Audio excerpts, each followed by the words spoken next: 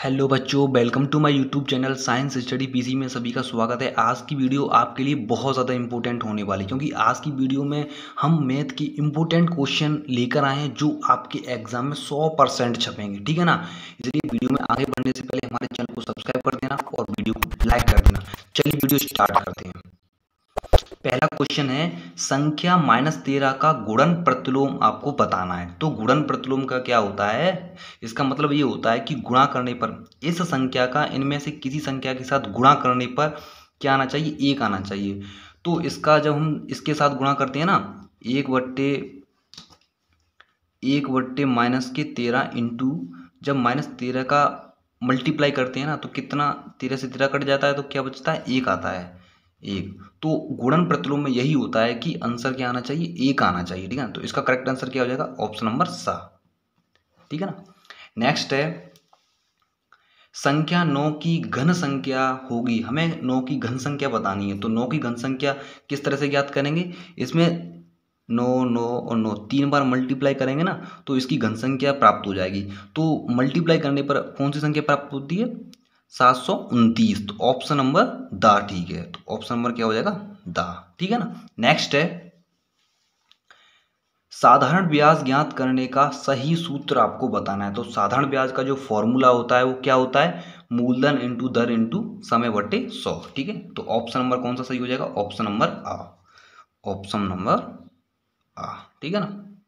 Next question है, 5 kilogram शक्कर का मूल्य ₹240 है। तो 1 किलोग्राम शक्कर का मूल्य होगा। ठीक है ना।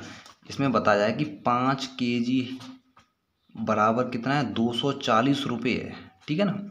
हमें 1 किलोग्राम शक्कर का ज्ञात करना है। तो 1 किलोग्राम शक्कर का ज्ञात करने के लिए क्या होगा कि जो 5 है ना इसके बट्टे में चली जाएगी। तो 240/5, जब इसका भाग देंगे तो कितना आ जाएगा? इसका आंसर आ जाएगा 48 रुपये। ठीक है ना। तो 1 kg कितने की है? 48 रुपये की। ठीक है। तो इसका आंसर कौन सा हो जाएगा? ऑप्शन नंबर आ। ठीक है ना।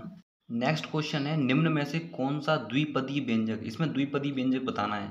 4x² है, 5 - 3x है, 2x+3y -5 है, या 5x+2x है। द्विपदी बताना है तो द्विपदी कौन सा होता है? 5x+2x। ठीक है ना। ऑप्शन नंबर द इसका करेक्ट हो जाएगा। ठीक है ना। नेक्स्ट है, चतुर्भुज के सभी अंत्य कोणों के मापों का योग होता है। तो चतुर्भुज के चारों कोणों का जो माप का योग होता है ना वो कितना होता है? 360 होता है। तो उसका करेक्ट आंसर क्या हो जाएगा? ऑप्शन नंबर सा। ठीक है। नेक्स्ट क्वेश्चन है, वह सबसे छोटी संख्या ज्ञात कीजिए जिससे संख्या 200 को गुणा करने पर पूर्ण घन प्राप्त हो जाए। ऐसी संख्या हमें बतानी है। तो इसमें आपको 200 के गुणनखंड करने हैं। कैसे करने हैं वो हम बताते हैं। 200। ठीक है ना। तो 2 से काटेंगे कितनी? 100। ठीक है ना। 2 से 50 फिर। ठीक है ना। 2 से 25। ठीक है ना। नेक्स्ट है, अब इसको किससे काटेंगे? 5 से काटेंगे। ठीक है ना। 5 से 5 बार। नेक्स्ट कितने से कटेगा? 5 से ही कटेगा। ठीक है ना। एक बार। ठीक। तो इसमें क्या होता है, घन संख्या का पता लगाने के लिए इसमें एक जोड़ा तो बन गया, लेकिन दूसरा जो जोड़ा बनने के लिए एक संख्या की कमी है। तो कब ये पूर्ण घन संख्या प्राप्त हो जाएगी? जब यहाँ पे भी 5 आ जाएगा। ठीक है ना। ये वाली संख्या 5 है ना, ये आ जाएगा तब ये पूर्ण घन संख्या प्राप्त होगी। तो वह सबसे छोटी संख्या कौन सी हो जाएगी? 5 हो जाएगी। तो इसका जो करेक्ट आंसर है ना वो क्या हो जाएगा? 5 हो जाएगा। ठीक है ना। समझ में आ जाओ। नेक्स्ट क्वेश्चन है, व्यंजक -4q एवं 7pq का गुणनफल होगा। इसमें आपको इनका गुणनफल ज्ञात करना है। तो -4 इंटू क्यू, ठीक है ना, into 7 into P into Q. तो इनका आपको गुणनफल करना है। तो किस तरह से करेंगे? संख्या का संख्या से करेंगे। तो माइनस का 28, ठीक है ना, इंटू क्यू का क्यू से करेंगे तो क्यू स्क्वायर, और है आपका पी। ठीक है ना। तो ये प्राप्त हो जाएगा। ठीक है ना। किसी समबहुभुज के एक बहिष्कोण का मान 45 डिग्री है तो भुजाओं की संख्या क्या होगी? इसमें भुजा की संख्या ज्ञात करने के लिए एक फॉर्मूला होता है, जैसे कि बहिष्कोणों का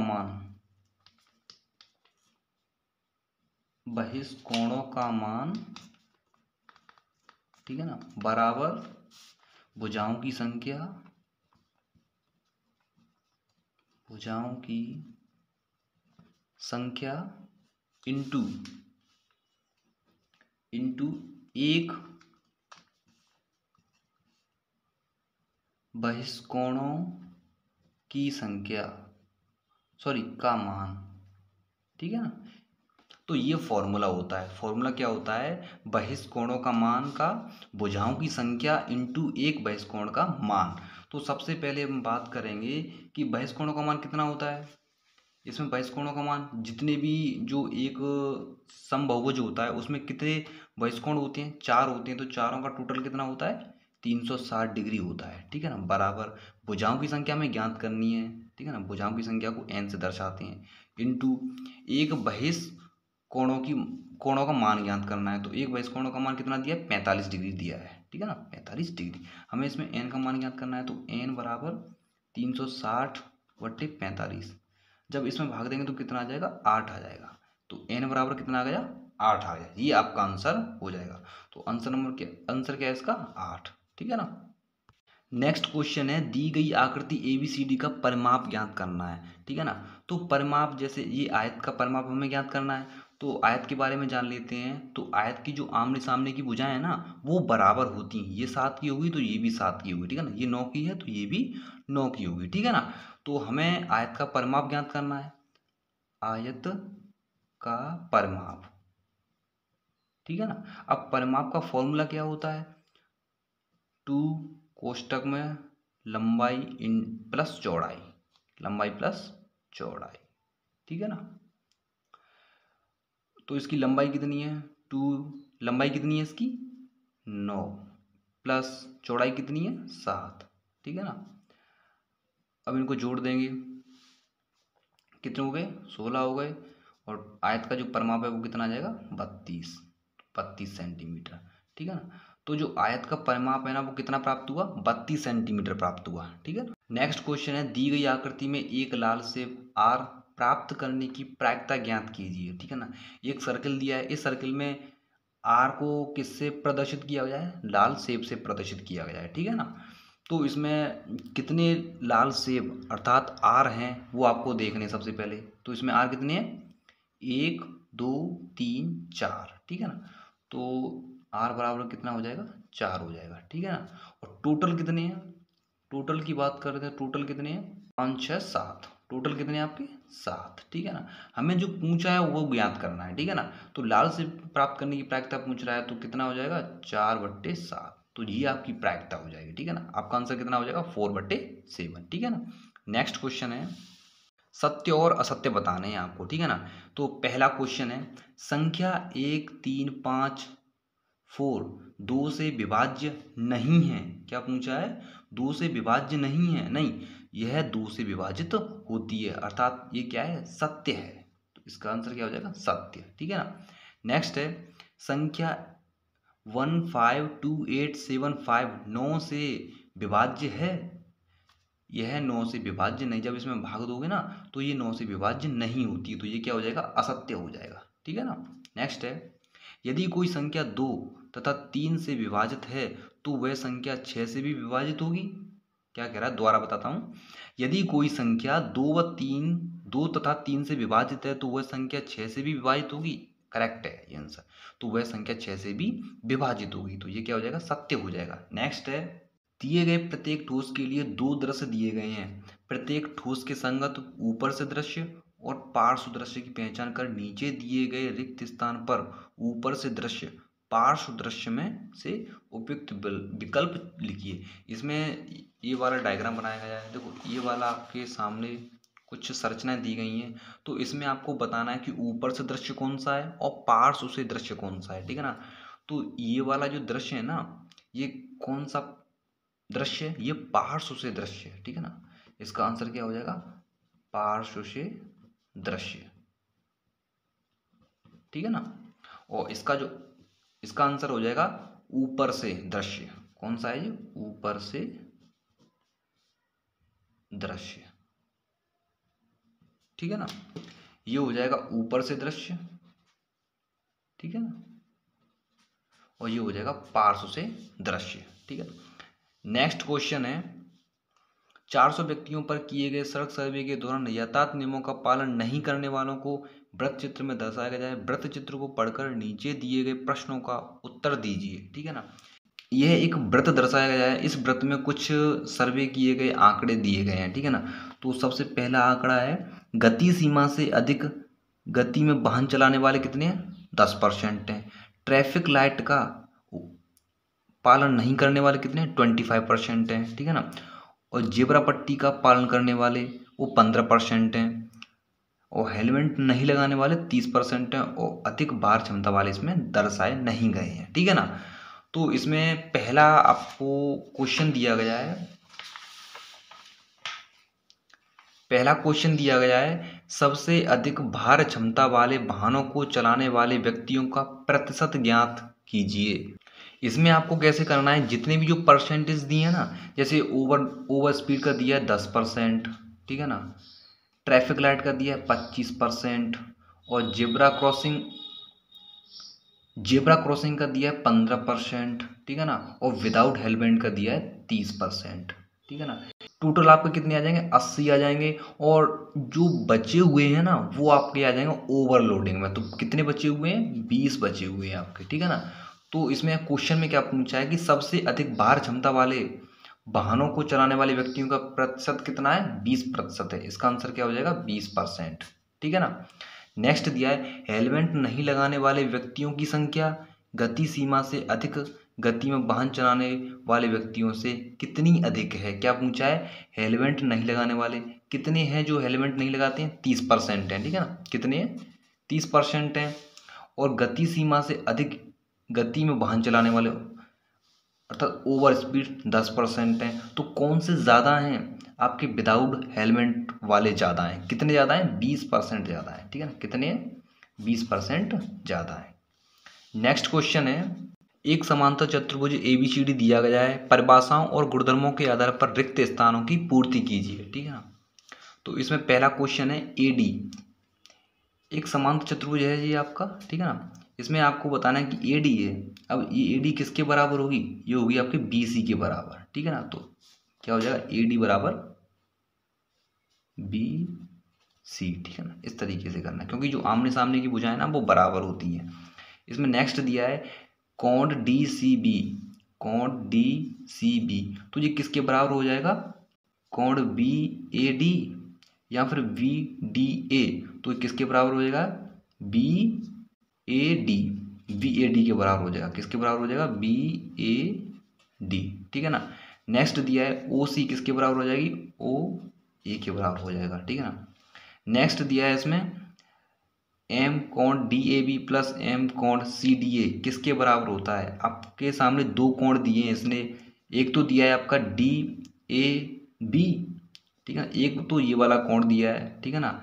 एक दिया है आपका CDA। ये दो कोण दिए हैं, एक तो ये वाला कोण दिया है और एक ये वाला कोण दिया है। तो 90-90 कितने के हो गए? 180 के हो गए। ठीक है ना। क्योंकि एक ये 90 का हो गया और एक ये भी 90 का हो गया, तो टोटल कितने के हो गए? 180 डिग्री के हो गए। ठीक है ना। नेक्स्ट क्वेश्चन दिया है एक वर्गाकार क्षेत्र का क्षेत्रफल 2304 वर्ग मीटर है। इस वर्गाकार क्षेत्र की भुजा ज्ञात कीजिए।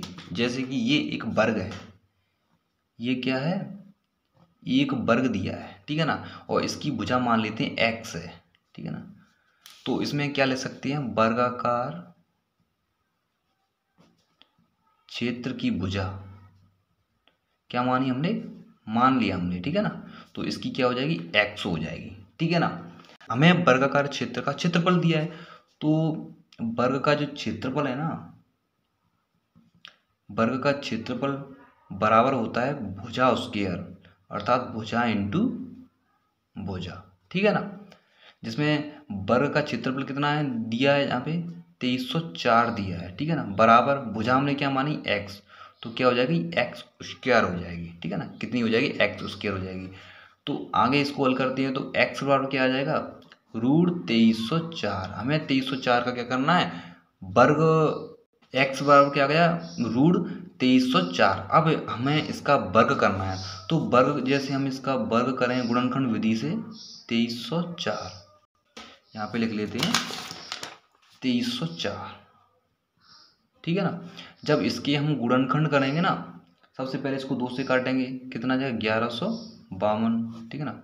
2 से काटेंगे 576, फिर 2 से इसको डिवाइड करेंगे 288 आ जाएगा, फिर आपका 2 से डिवाइड करेंगे 4, ठीक है ना। फिर 2 से डिवाइड करेंगे तो कितना आ जाएगा 72, फिर 2 से डिवाइड करेंगे इसको, फिर आ जाएगा आपका 36, 2 से डिवाइड करेंगे 18, ठीक है ना।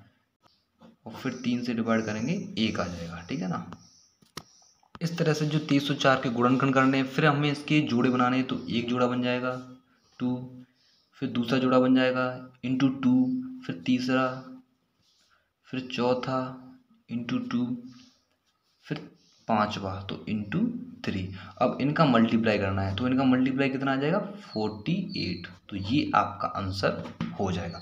तो भुजा कितने की हो जाएगी 48 की हो जाएगी, ठीक है ना।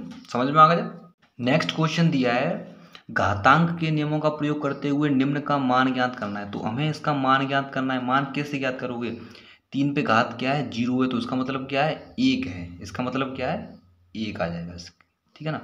इसी तरह से 4 पे 0 की घात लगी है, तो इस पे भी क्या आ जाएगा 1, इसी तरह से ये भी 1 हो जाएगी, पर -1 घात लगी हुई है इस पे, ठीक है ना। कोष्टक पे -1 की घात लगी हुई है। अब हमें इस टोटल को जोड़ लेना है, तो 3 - 1, अब इसको प्लस का करना है तो क्या हो जाएगा, इसको नीचे लेके आना है, तो 1/3, ये आपका आंसर हो जाएगा, ठीक है ना। नेक्स्ट है आपका 2/3 पे घात लगी 5 डिवाइड 2/3 घात लगी 3। इसको किस तरह से सॉल्व करना है, सबसे पहले आपको 2/3 लिखना है, ठीक है ना। 2/3 5, ये डिवाइड का चिन्ह है तो इसका हम डिवाइड का चिन्ह लगा लेंगे, ठीक है ना। 2/3 इस पे घात लगी है 3, ठीक है ना। अब इसको हम उल्टेंगे, किस तरीके से इसको उल्टना है, 5 इंटू लगा लेंगे, तो ये 3 है ना ऊपर चली जाएगी, तो ऊपर चली जाएगी 3/2, इस पे लगाना है घात 3, ठीक है ना। अब इसको डिवाइड करना है हमें, 2 से 2 कट जाएगी, 3 से 3 कट जाएगी, तो 1 की घात 5 इंटू 1 की घात 3, तो आंसर क्या आ जाएगा आपका 1 आ जाएगा, ठीक है ना। ये आपका करेक्ट आंसर है। नेक्स्ट क्वेश्चन है परमेय संख्याएं 2/3 तथा 3/5 के मध्य 4 परमेय संख्या ज्ञात कीजिए तथा उन्हें संख्या रेखा पर प्रदर्शित करना है आपको, ठीक है। तो हमें 4 परमेय संख्या ज्ञात करनी है, ठीक है ना। तो सबसे पहले हमें क्या करना है, एक फॉर्मूला होता है a+b/2, ये वाला फॉर्मूला आपको याद करके करना है आपको, ठीक है ना। तो सबसे पहले हम क्या करेंगे, 2/3 को लिखना है आपको, 2/3, ठीक है ना, प्लस 3/5, ये अपने जोड़ दिए, ए इसको मान लेते हैं ए, ये है बी, ठीक है ना।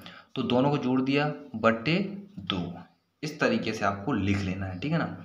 इसके बाद हमें आगे क्या करना है कि इनका लेना है हमें लासा, एलसीएम लेना है इसका, तो 2/3 प्लस 3/5, तो इसका कितना आ जाएगा 15, कितना आ जाएगा 15, 3 का इसमें भाग देंगे तो कितना आ जाएगा 5, 5 दूनी 10, प्लस इसमें भाग देना कितनी बार जाएगा 3, 3 का 9, कितना आ जाएगा 19/15, और डिवाइड कितना है नीचे इसके नीचे डिवाइड 2, इसके भी नीचे 2, ठीक है ना। आगे इसको हल करेंगे तो 19/15 का 2 से गुणा करेंगे तो कितना आ जाएगा 30 आ जाएगा, ठीक है ना। तो एक परमेय संख्या कौन सी प्राप्त हुई 19/30 प्राप्त हुई। तो इसको हम किस तरह से लिख सकते हैं, 2/3 19/30, तो 3/5, तो इन दोनों के मध्य में हमने एक परमेय संख्या प्राप्त कर ली, ठीक है ना। इसी तरह से हम इन दोनों के मध्य में भी परमेय संख्या इसी सूत्र से ज्ञात कर सकते हो, ठीक है ना। ये वाला फॉर्मूला है ना, इसी फॉर्मूला से हम इन दोनों के बीच में ज्ञात कर सकते हैं। इसी तरह से इन दोनों के बीच में ज्ञात कर सकते हैं, जैसे इन दोनों के बीच में हमने एक ज्ञात की परमेय संख्या, कोई भी हो सकती है, ठीक है ना। यहाँ पे हमने परमेय संख्या ज्ञात की, तो फिर हम इन दोनों के बीच में भी परमेय संख्या ज्ञात कर सकते हैं। तो इस तरीके से आपको परमेय संख्या ज्ञात करनी है, ठीक है ना। इसी तरह से आप 3 और परमेय संख्या है ना उनको भी ज्ञात कर सकते हो, ठीक है ना। नेक्स्ट क्वेश्चन है, राम ने 10,000 रुपये को 2 वर्ष के लिए 10% की दर पर चक्रवृद्धि ब्याज की शर्त पर उधार लिया। यदि यह धन सरल ब्याज पर लिया जाता तो दोनों ब्याज में कितना अंतर है। तो हमें इसमें चक्रवृद्धि ब्याज भी ज्ञात करनी है और सरल ब्याज भी ज्ञात करनी है, और दोनों का अंतर बताना है आपको, ठीक है ना। तो सबसे पहले हम चक्रवृद्धि ब्याज ज्ञात करेंगे। इसके लिए हमें क्या निकालना पड़ेगा, मिश्र धन निकालना होगा, ठीक है ना। तो इसमें मिश्र धन का जो फॉर्मूला है ना वो क्या होता है, मिश्र धन ए बराबर पी कोष्टक में 1 प्लस दर बटे 100 की घात n, ठीक है ना। तो मिश्र धन ए बराबर मूलधन कितना है 10,000 रुपये है, 10,000 कोष्टक में 1 प्लस दर, दर कितनी है, दर है इसमें 10 की, ठीक है ना। दर कितनी है 10 बटे 100, समय कितना दिया है 2 वर्ष, 2, ठीक है ना। आगे इसको हल करते हैं, 10,000 1 प्लस, तो उसको हम डिवाइड कर लें, इससे ये कट जाएगी तो कितना आएगा 1 बटे 10 की घात 2, ठीक है ना। इसके बाद और हल करते हैं इसको, 10,000, तो इसका क्या लेंगे एलसीएम ले लेंगे, तो 1 रख लेंगे तो कितना आ जाएगा 10 प्लस 1, ठीक है ना, 10 प्लस 1 कोष्टक बंद और घात कितनी हो जाएगी 2। इसके बाद 10,000 कोष्टक में कितना हो जाएगा 11 बटे 10 कोष्टक बंद और घात 2, ठीक है ना। नेक्स्ट है 10,000, इसको 2 बार लिख लेंगे 11 बटे 10 इंटू 11 बटे 10, ठीक है ना। तो 1 जीरो 2 जीरो से ये 2 जीरो कट जाएंगे, कितनी बची यहाँ पे 100, तो 100 इंटू 11 जब इनका मल्टीप्लाई करेंगे तो कितना आ जाएगा 12,100। तो ये आपका क्या आ गया मिश्र धन आ गया, ये क्या है आपका मिश्र धन है। हमें ज्ञात करना है मूलधन, तो हमें क्या करना होगा जो मूलधन है ना, सॉरी हमें चक्रवर्ती ब्याज ज्ञात करनी है। तो हमें क्या करना होगा कि इस मिश्र धन में से मूलधन को घटा देंगे, ठीक है ना। तो चक्रवर्ती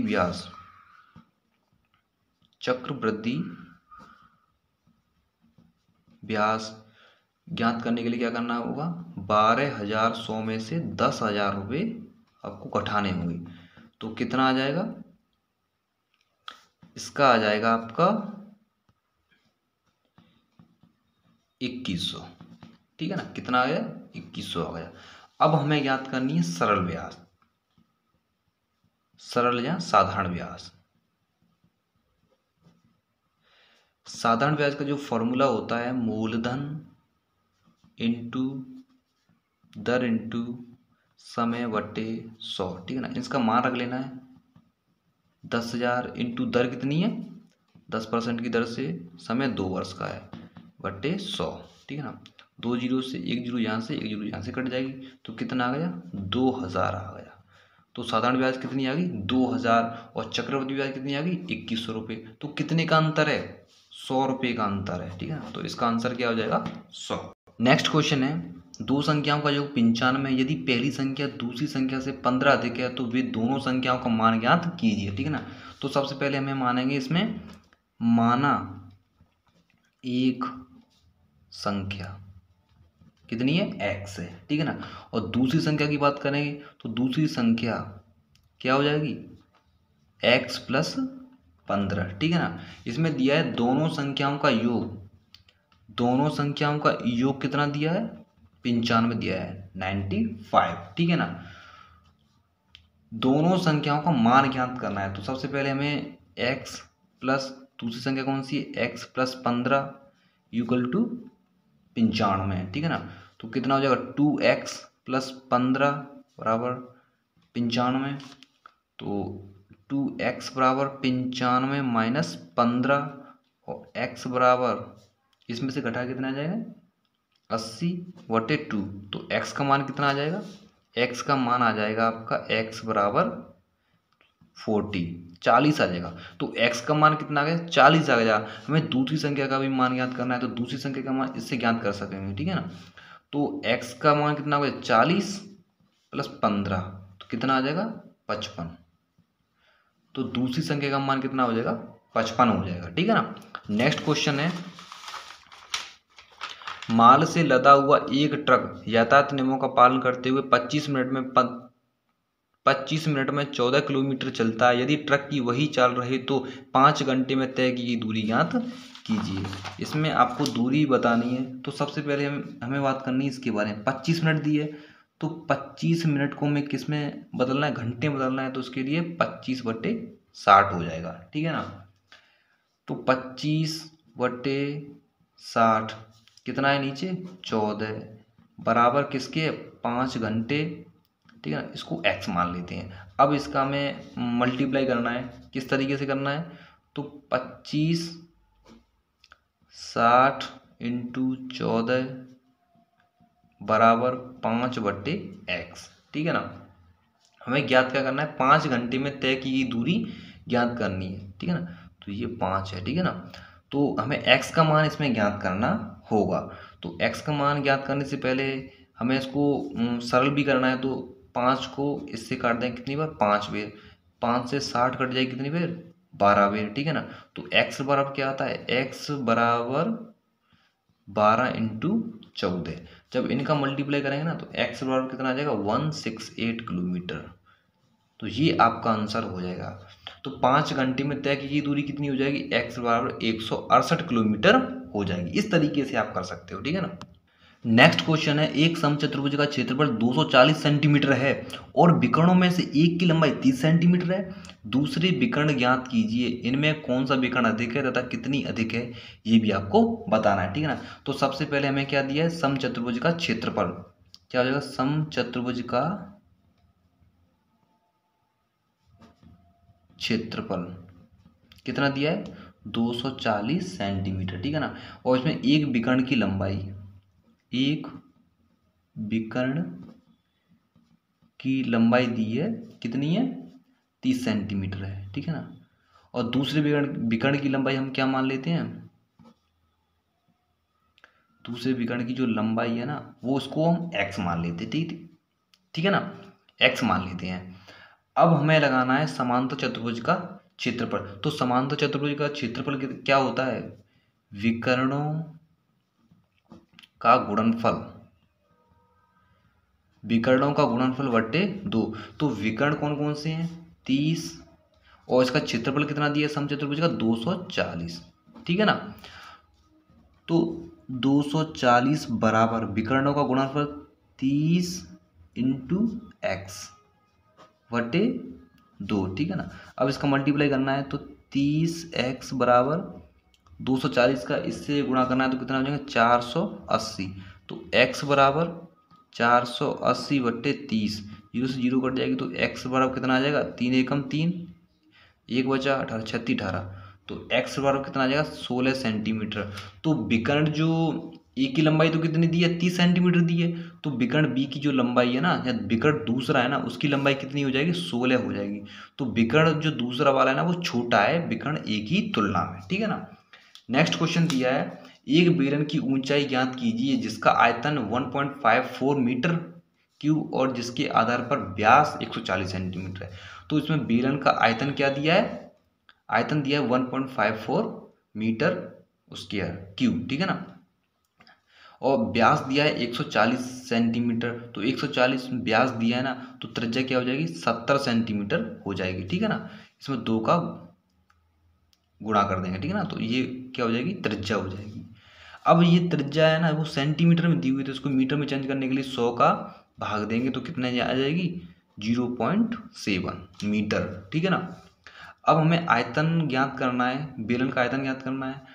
तो सॉरी, हमें इसकी ऊंचाई ज्ञात करनी। तो बेलन का आयतन कितना दिया है 1.54, ठीक है ना, बराबर पाई का मान रखें 22/7 इंटू जो आर का मान कितना है 0.7 इंटू 0.7, 2 बार लिखना है। हमें एच का मान ज्ञात करना है, एच का मान ज्ञात करना है। तो एच बराबर, तो ये वाले हैं ना ये चले जाएंगे आपके नीचे की तरफ, ठीक है ना, जो इसके एच के साथ है ना ये चले जाएंगे सभी नीचे।